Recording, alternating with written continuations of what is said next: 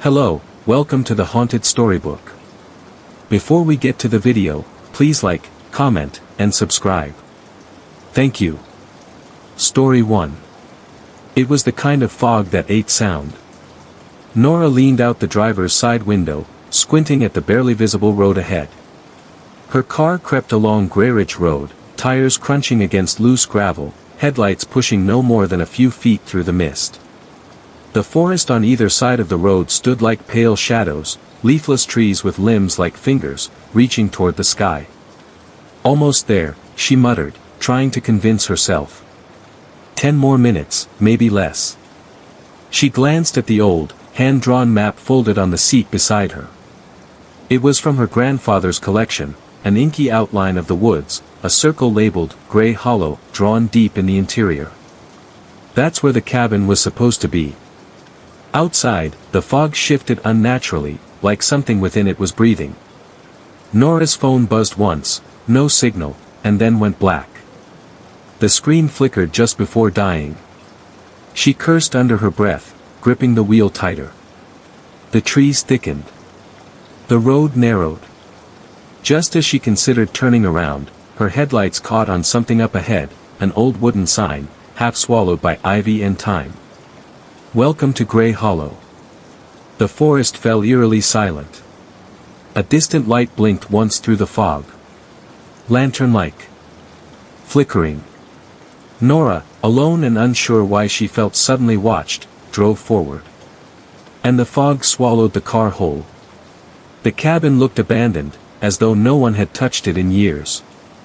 Moss grew thick along the sides, and the porch sagged in the center like a tired spine. Nora stepped out of the car with her flashlight, boots sinking into the wet earth. The cold had teeth tonight, biting and breathless. She climbed the porch, each wooden step groaning under her weight. The key from her grandfather's envelope turned with a stubborn click, and the heavy door opened into a single room lit by the last flickers of dusk. Dust coated every surface. An old armchair faced the fireplace, and beside it sat a table with a glass lantern, tall, iron-framed, filled with thick yellow wax. It hadn't been lit in years, but it stood as though it had been waiting. Nora shut the door behind her. The wind howled briefly, then faded, as though held back by unseen hands. She dropped her bag by the faded rug and took a deep breath. Cozy, she muttered, pulling her coat tighter. If you're a ghost. The fireplace still held the brittle remains of old logs.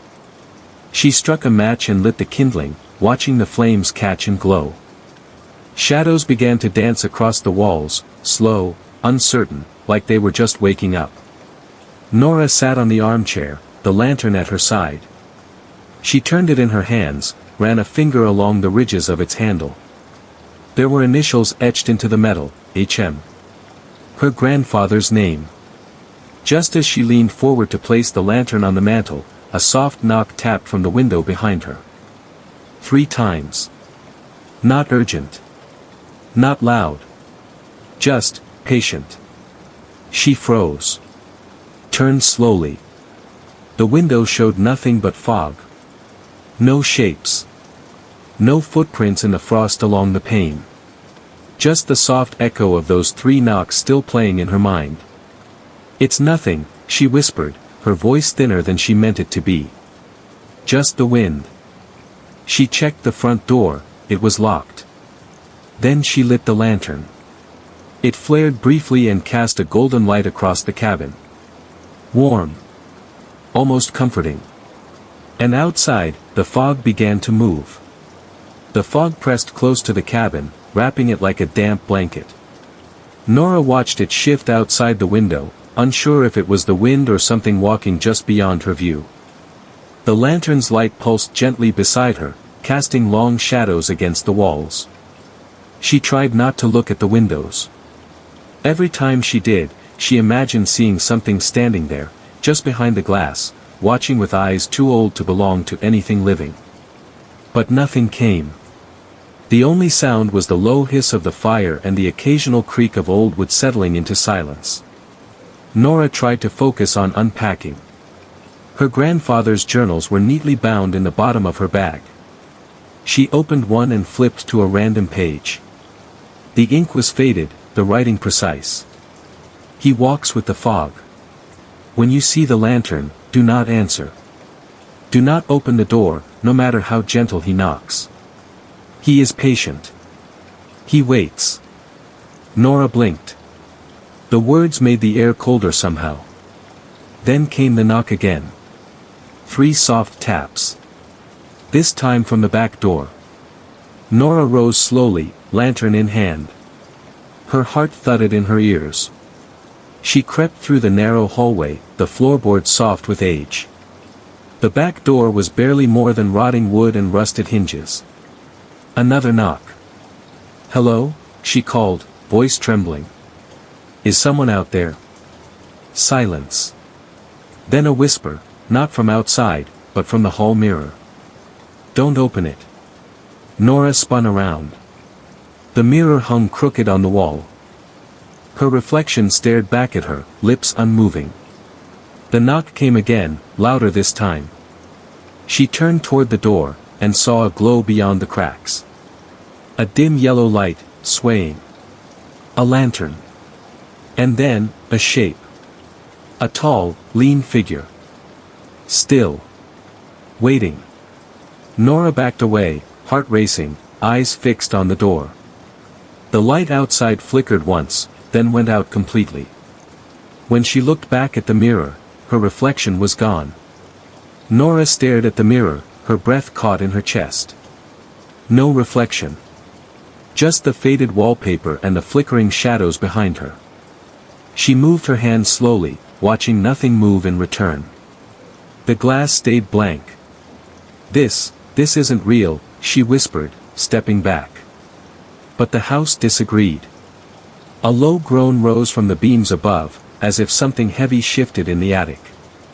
Dust rained gently down from the ceiling. The fire in the hearth popped once, then dimmed, as though smothered by breath. Nora grabbed the lantern again, cradling it like it might protect her. The warmth of its glow eased the tightness in her chest, just a little. She moved back toward the main room, every step careful, her eyes flicking between the windows, the floor, and the mirror that still refused to reflect her. Just as she passed the fireplace, the front door creaked open an inch. Not knocked. Opened. Wind swirled in, thick with fog, as if the forest were breathing through the house.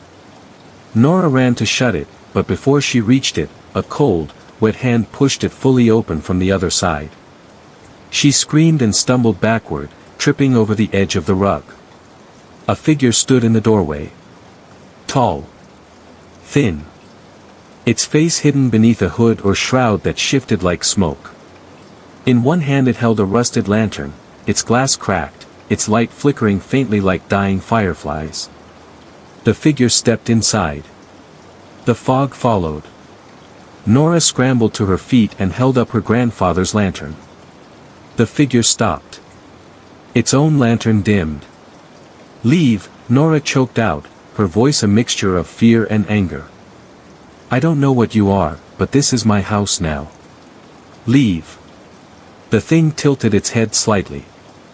Then it reached for its lantern, held it out, and extinguished it with a pinch of its fingers. The instant the light vanished, so did the figure. Gone. The door still open, the fog slipping across the floor. Nora slammed it shut and locked every bolt she could find. Her breath shook in her chest. From the hallway, she heard a soft creak. The mirror had changed. Her reflection was back, but it wasn't her. It smiled. Nora stepped closer to the mirror. The face that looked back at her was her own, but subtly wrong. The eyes were too wide. The smile too deep. And it didn't blink when she did. She slowly raised her hand. The reflection did the same, though with a delay, as if copying her rather than mirroring. Her skin crawled. "What, are you?" she whispered. The reflection's lips moved, but no sound came. Just the ghost of a whisper behind glass. Then the thing in the mirror pressed its palm against the inside of the glass. Nora backed away. He watches through me, the reflection mouthed. The light in the lantern flickered violently. Shadows stretched up the walls like claws. Then the mirror cracked, just a hairline fracture, but it spiderwebbed across the glass like ice forming on a winter window. A low thumping began from upstairs. Footsteps. Nora turned and bolted into the main room, clutching the lantern to her chest. Every door in the house began to creak in rhythm. Open. Close. Open. Close. As if something was pacing through the rooms. "Grandpa, what did you leave behind in this house?" she murmured. She grabbed the nearest journal from the pile on the mantel. Her hands trembled as she flipped through until she saw a sketch, one she remembered seeing as a child. The Lantern Man. A towering figure in tattered robes, his face obscured, his lantern held out like bait. The caption beneath read: "He wears your voice. He wears your face. Don't let him in." Thunder cracked above the cottage. Rain began to fall, hard and sudden. The reflection in the mirror was gone when she dared to look again. But a voice, soft and identical to hers, whispered from behind the walls. "Let me in, Nora. I'm cold out here." Rain lashed against the windows. The fire sputtered as if it, too, wanted to flee. Nora held the lantern tightly, eyes darting between the walls and the dark hallway that led to the back of the house. The knock came again. Not from the front door. From inside the house. A soft, deliberate tap tap tap, like knuckles on wood, echoed from the hallway. "No," she whispered, backing toward the hearth. "No one else is here." Another knock. Closer. This time, it came from the old cabinet tucked beneath the stairs. Her throat clenched. That cabinet had been locked for as long as she could remember, ever since childhood visits to her grandfather's place. He always said, "Don't go near it, Nora. Not everything in this house belongs in this world." The lantern's flame turned blue. The knock again, faster this time. Urgent. Tap tap tap tap tap. She forced herself to walk to the cabinet. Her fingers wrapped around the latch. "Don't do it," she muttered aloud, heart pounding. Then something spoke, with her voice. "Please. Let me out." She jerked her hand back, nearly dropping the lantern. The cabinet door rattled on its own. Whatever was inside was trying to break free. Nora turned and ran upstairs. If the thing was down there, maybe she could find something, anything, to fight it. Her grandfather's journals had to have answers. The upstairs hallway stretched before her like a throat, the flickering lantern casting misshapen shadows on the slanted ceiling. All the doors were shut except one, her grandfather's study. It yawned open, the darkness inside broken only by the steady tick of a clock. She stepped in. The journals were stacked high, a maze of papers and open books. On the desk lay one journal that looked newer than the rest. Her grandfather's final entries. She opened it to the first marked page. "If you hear yourself calling from behind the door, do not open it. The Lantern Man wears many faces. He waits in reflections. He watches through flame." Nora looked up. In the window, her reflection grinned. But she wasn't smiling. Nora stumbled back, the journal falling from her hands. The reflection in the window didn't follow her movements. It stayed perfectly still, smiling. Watching. Then, without warning, it lifted one hand and pointed behind her. She turned, heart hammering. Nothing. The study was empty except for the sound of rain and the relentless ticking of the grandfather clock. And yet, she could feel it, something breathing just behind her shoulder. Not air, not warmth, just a sense of presence. She turned again. Still nothing. But when she glanced back to the window, the reflection was gone. "Okay," she whispered shakily, picking up the journal again. "Okay, keep it together." The next entry was written in a rushed, almost frantic scrawl. He got through the mirror. Burn the glass. Smash it if you have to. Don't trust your own face. Nora's skin crawled. Her reflection wasn't the only thing acting strange. The lantern, which had started to dim, flared with sudden light, casting a figure against the far wall. A tall, narrow shadow. She spun around. The room was empty. But the shadow remained, fixed against the wallpaper like it had been burned there. She moved. It didn't. The lantern flickered again. "You see him, don't you?" came a voice. Not hers. Old. Male. Frayed around the edges like wind through dry leaves. "Who said that?" she called out. No answer. Then the books began to move. One by one, the journals fell from the shelves as if swiped by invisible hands. Pages fluttered open. Some were blank. Others were covered in crude drawings, sketches of faces without features, of lanterns dripping black flame, of rooms turned inside out. In the far corner, a small wooden box lay beneath the desk. She hadn't noticed it before. Her grandfather's initials were carved into the lid. With trembling hands, she opened it. Inside was an iron key and a folded note. "If you're reading this, then he's already chosen you. The cellar holds the rest of the truth. Don't trust what talks through the glass. And for God's sake, don't light another lantern." A chill raced up her spine.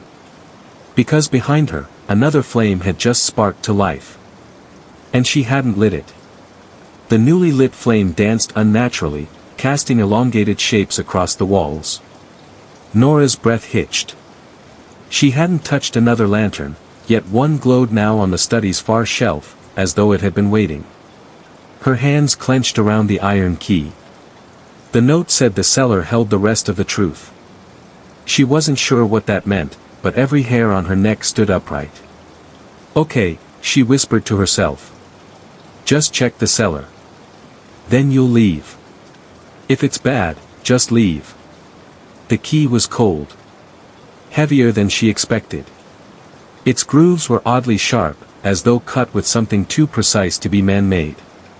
She left the study with slow steps, careful not to look back at the mirror, the flame, or the shadow on the wall that still hadn't moved. The door to the cellar was near the kitchen, half hidden behind an old baker's shelf filled with dusty pots and pans. She dragged it aside and found the door behind it, thick and gray like slate. The key slid in too easily. The lock clicked. The door swung open with a groan. A rush of freezing air poured upward, thick with the smell of wet earth and mildew.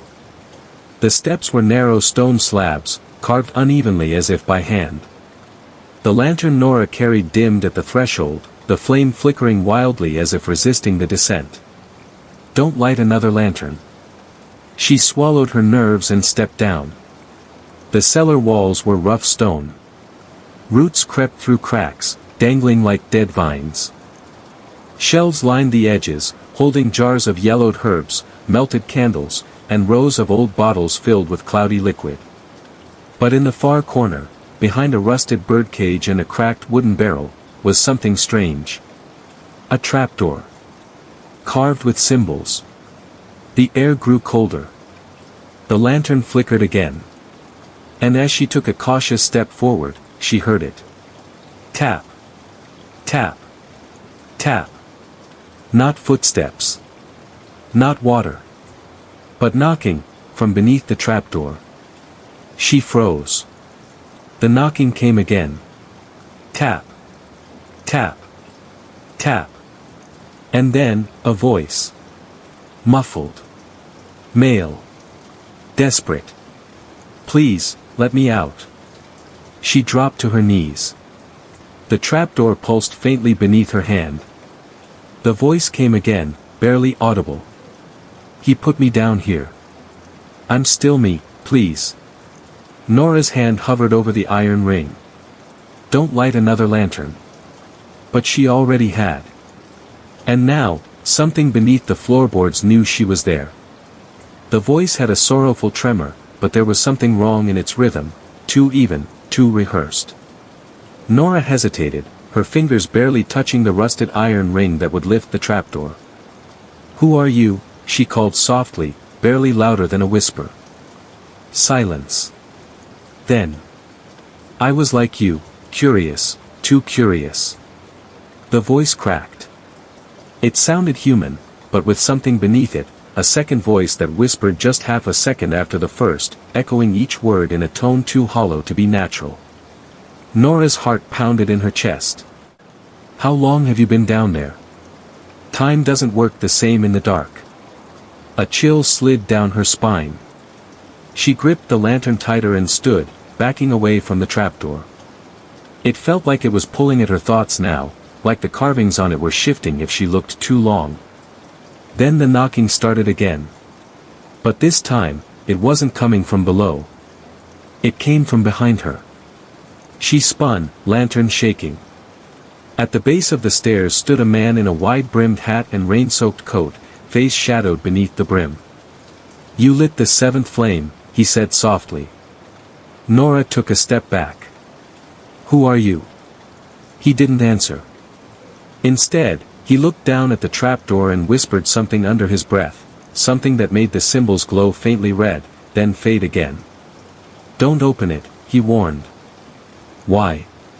"Because what's inside knows your name now." The cellar began to tremble. Just faintly, like the low groan of a ship out at sea. The bottles on the shelves clinked softly. The candle beside the door blew out, though there was no breeze. Nora backed up toward the stairs, eyeing the trapdoor, the stranger, and the ever-dimming lantern in her hand. "If it knows my name, it already has me," she said, voice shaking. "Not if you leave," he said. "Now." But Nora's feet wouldn't move. Her legs felt rooted to the stone. Her breath came in short gasps. "Who are you?" she repeated. The man removed his hat. There was no face beneath. Only a black void where his features should be, like someone had torn away the front of his head and replaced it with shadow. Nora screamed, but no sound came out. And the trapdoor behind her creaked open an inch. Nora stumbled back, heart hammering as the lantern flickered violently. The faceless man stood perfectly still, holding his sodden hat at his side as if nothing were wrong. But the air around him felt warped, colder, like a vacuum where sound and warmth couldn't reach.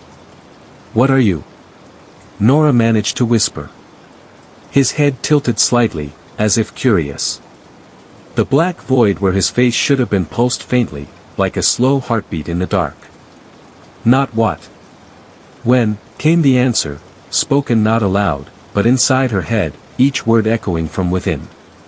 The trapdoor behind her yawned open wider with a long, slow groan.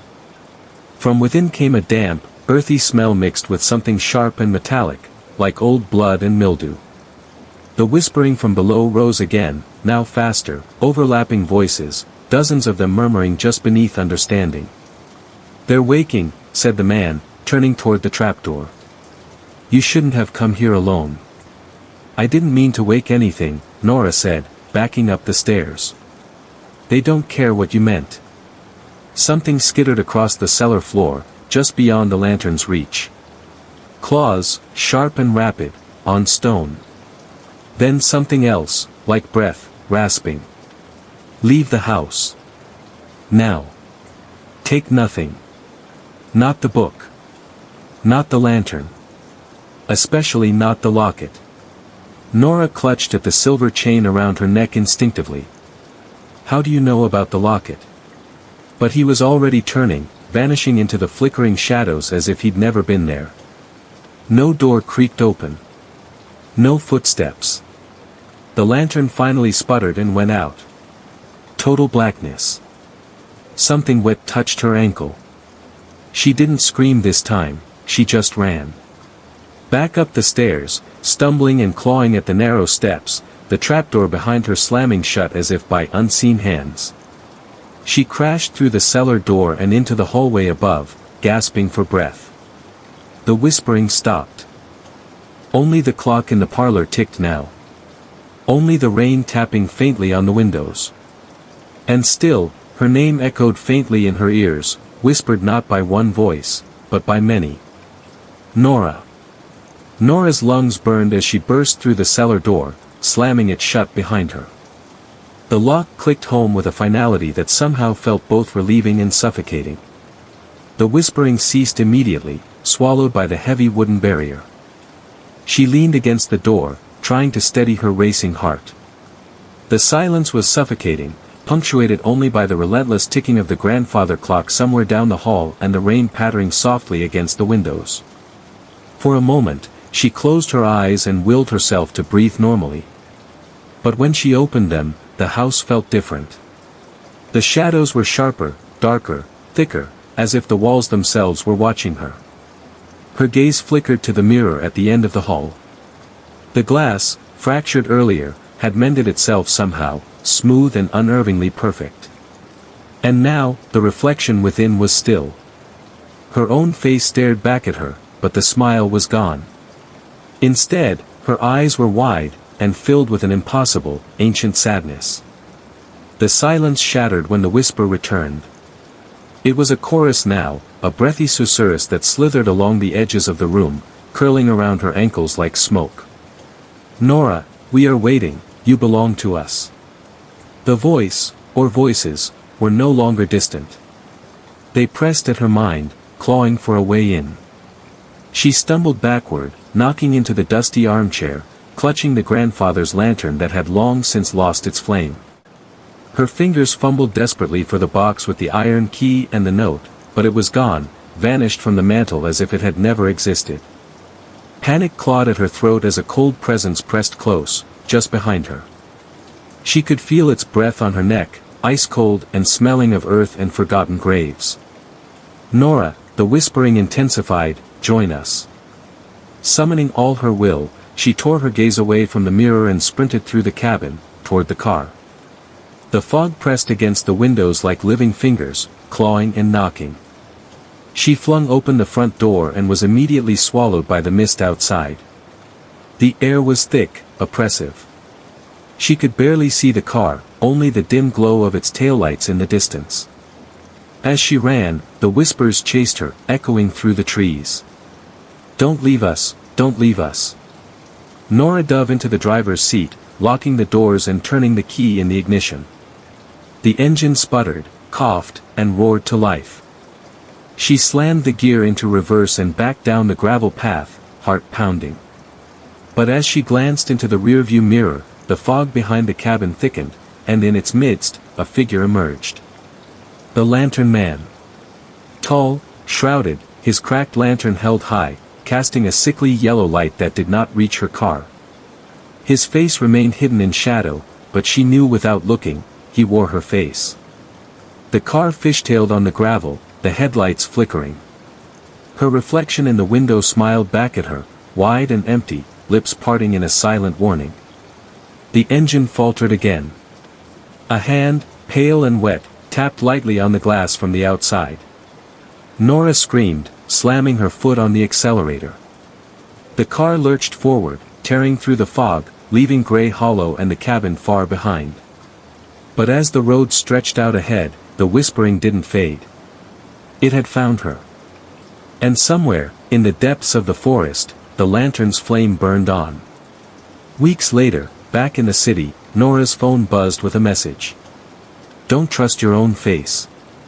And in a shadowed corner of her apartment, the silver locket around her neck pulsed faintly with an eerie yellow light, just enough to remind her that some doors, once open, can never truly be closed. Story 2. The town of Westfall was the kind of place where the sun seemed reluctant to shine fully, where mist clung to the streets like a shroud, and the wind carried whispers no one dared to listen to. On the edge of town, nestled against the dense forest known as Ravenwood Hollow, stood an ancient house long abandoned, the Harker House. Evelyn had heard the stories since she was a child. How the Harkers disappeared one by one, swallowed by the woods. How strange lights flickered in the windows on moonless nights. How the locals dared not go near it after dusk, lest they awaken the watcher. She never believed in ghosts or legends. Not until the day she inherited the place. The letter arrived without warning. A brittle envelope sealed with black wax, bearing only her name and the address of the house in an unsteady scrawl. The sender was anonymous, but the postmark was unmistakable, Westfall. Now, standing in front of the weathered iron gate, Evelyn hesitated. The house loomed beyond the overgrown garden, its dark silhouette framed by skeletal trees that swayed in the chill autumn breeze. The air smelled of damp earth and something older, something forgotten. The gate groaned as she pushed it open, the sound swallowed by the rustling leaves. Her footsteps on the cracked stone path echoed unnaturally, as if the house was listening. The door to the Harker house was heavy oak, scarred by time.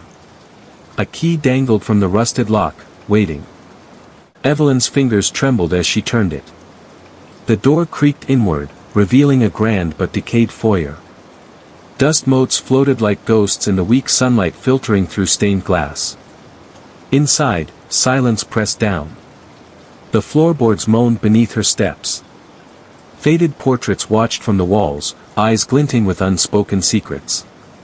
She felt them following her, the weight of unseen gazes. She found a dusty journal on a side table, its leather cover cracked and brittle. The name inside, Elizabeth Harker. The first entry was dated over a century ago. The watcher is patient. He sees without eyes. He waits beneath the floorboards. We must not disturb the silence. A chill traced her spine. Evelyn's exploration took her through rooms frozen in time, an abandoned nursery with cracked toys, a dining room set for a feast that never came, and a study lined with books whose pages whispered when touched. As twilight fell, the house seemed to breathe around her. The shadows lengthened, curling like smoke. A low tapping began, rhythmic, deliberate, echoing from below. She followed the sound to the parlor, where the floorboards warped near a heavy rug. Her heart quickened as she knelt and peeled it back, revealing a trapdoor carved with strange symbols glowing faintly in the dim light. The tapping grew louder, a desperate rhythm. "Help me," a voice whispered from the darkness below, ragged and breathless. Evelyn's breath caught.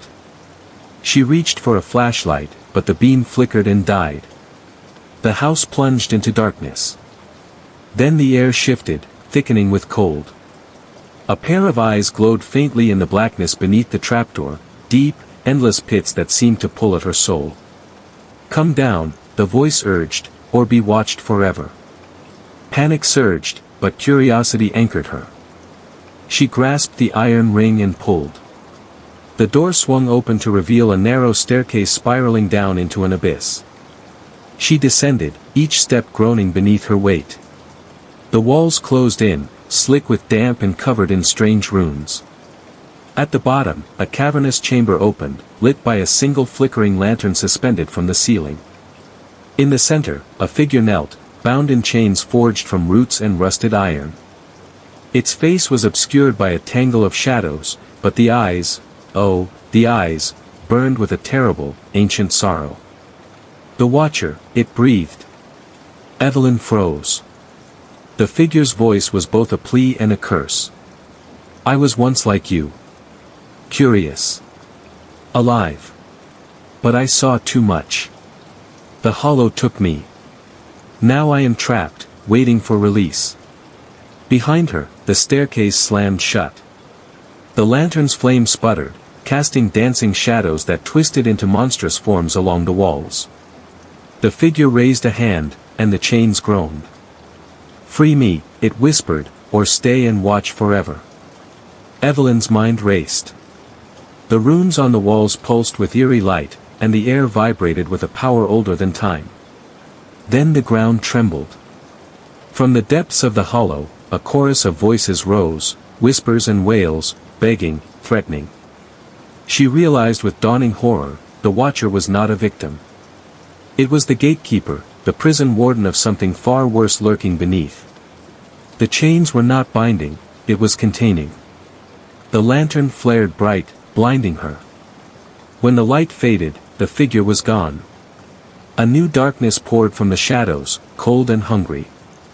Evelyn ran. She clawed her way up the stairs as the voices multiplied into a deafening roar. Bursting through the trapdoor, she slammed it shut just as the first tendrils of shadow reached for her. The house shook violently. Windows shattered. Walls cracked. The portrait's eyes exploded into sparks of darkness. Evelyn fled through the foyer, the grand front door shuddering beneath unseen pressure. She burst into the night air, gasping for breath. Behind her, the Harker house convulsed, then fell silent once more, its hunger temporarily sated, waiting. Evelyn didn't stop running until she reached the safety of the town. But in the days that followed, she felt the hollow watching. In reflections, in shadows, in the silence between heartbeats. Because once you've seen the Watcher, it never lets you go. Story 3. The village of Elders Reach had always been a place where time seemed to pause, where the past lingered like the thick fog that rolled in from the marshes each evening. At its heart stood an ancient willow tree, its branches long and mournful, brushing the ground like sorrowful fingers. The villagers called it the Wishing Willow, a place of secrets and silent promises. But beneath the willow, no wishes ever came true. Lydia had returned after 10 years away, drawn back by a letter she had never expected to receive. It was from her grandmother, who had passed the previous autumn, written in shaky handwriting with a single line, "There is something under the willow you must know." The village hadn't changed.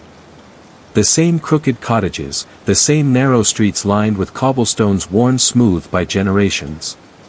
But something in the air felt heavier now, thicker with unspoken dread. Lydia approached the willow at dusk, the sun dipping below the horizon like a slow, bleeding wound. The tree's ancient trunk was gnarled and twisted, roots snaking outward like veins. She knelt to the earth beneath it, brushing away dead leaves and moss to reveal a weathered wooden box, half buried and sealed with iron clasps. Her fingers trembled as she lifted the lid. Inside lay a collection of old papers, brittle with age, and a small, hand-carved wooden doll with hollow eyes and a cracked smile. The papers were her grandmother's journals. They spoke of the Whispering Marsh, a place beneath the willow, a gateway to a world just out of reach, where voices called in the dark, and shadows stretched to claim the unwary. The willow watches. It waits. It feeds, one passage read, and those who listen too long forget the world above. A sudden chill swept the clearing as the wind whispered through the willow's branches, carrying with it faint voices, soft, pleading, and impossibly close. Lydia's heart pounded. She stood, clutching the doll tightly. The ground beneath the willow seemed to pulse, faint tremors rippling through the soil. From the shadows, a figure emerged, a girl, pale as moonlight, her eyes black pools reflecting endless sorrow. Lydia, the girl's voice was a fragile thread, barely audible, yet it tugged at something deep within her. Who are you?" Lydia stammered. The girl's lips curved into a sad smile. "I am the Forgotten," she said, stepping closer. "The Lost. We live beneath the willow, in the place where the whispers never end." Behind her, the earth cracked open, revealing a swirling darkness like a bottomless pit. Lydia stumbled back, the doll slipping from her hands and falling into the void. The girl reached out, fingers like roots, and the whispers grew louder, filling Lydia's mind with images of despair and endless night. "Stay," the voices urged, "stay with us forever."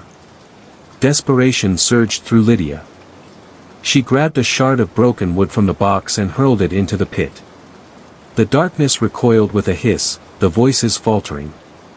Summoning every ounce of courage, Lydia turned and ran, the willow's branches clawing at her as if to pull her back. She didn't stop until the village lights were behind her and the whispers faded into silence. But that night, in the quiet of her grandmother's old house, Lydia awoke to a soft tapping at her window. Outside, the willow's branches scraped against the glass, and the hollow eyes of the wooden doll stared back from the shadows.